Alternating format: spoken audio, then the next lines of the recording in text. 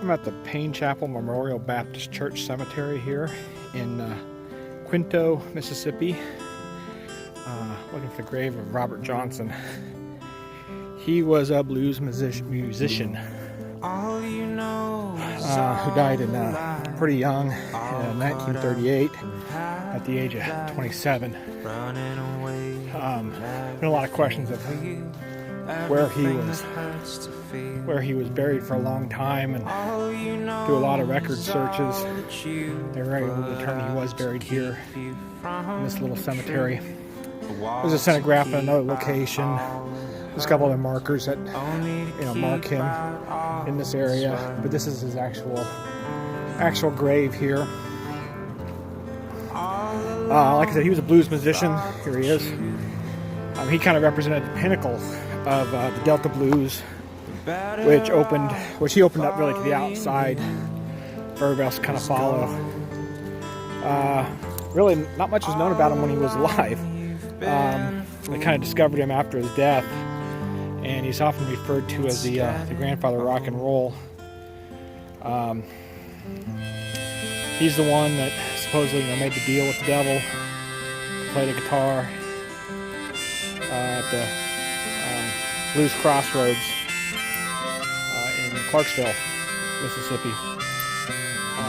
In 1990, the Robert Johnson The Complete Recordings became the best-selling album of pre-World War II material of any kind. So, he got released pretty late. Among his classics were the Crossroad Blues, Sweet Home Chicago, Loving in Vain, Hellbound on My Trail, Stones Pass Away.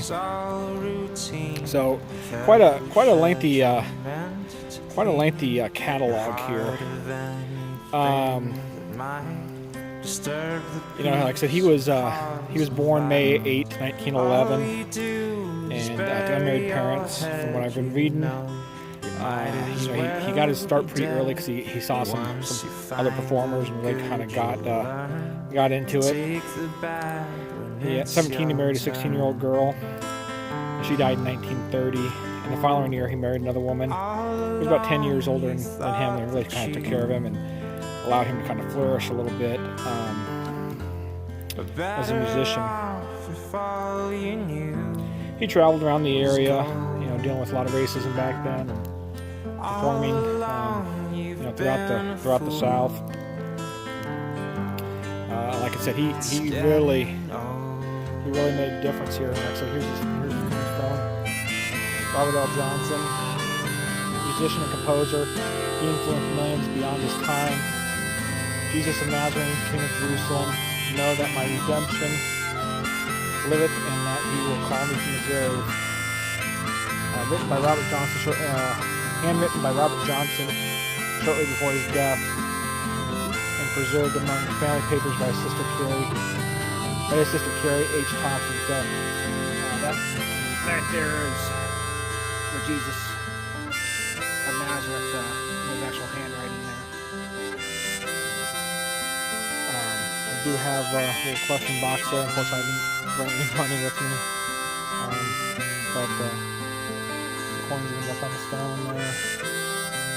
On the back side, quite a bit too here.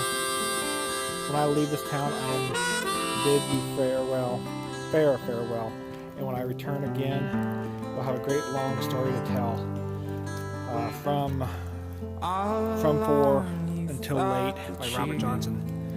This memorial marker is placed at the base of this old pecan tree, as was Robert Johnson himself, prior to his burial nearby, in accordance with the account of eyewitnesses. So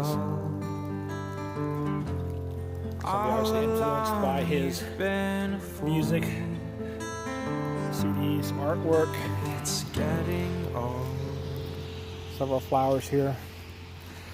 So, church seems active, or it's at least well kept if it's not active.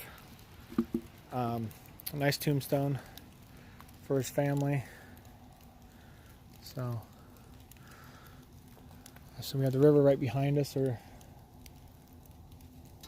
yeah, I believe so.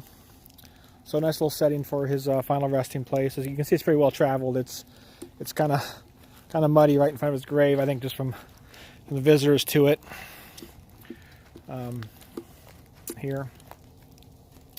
Anyways, time to kind of keep moving on.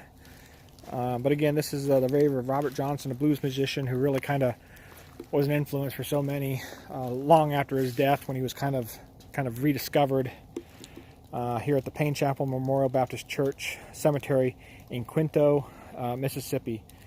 So very nice, very nice. I didn't before I was kind of looking into this trip. I was trying to find things to do, and I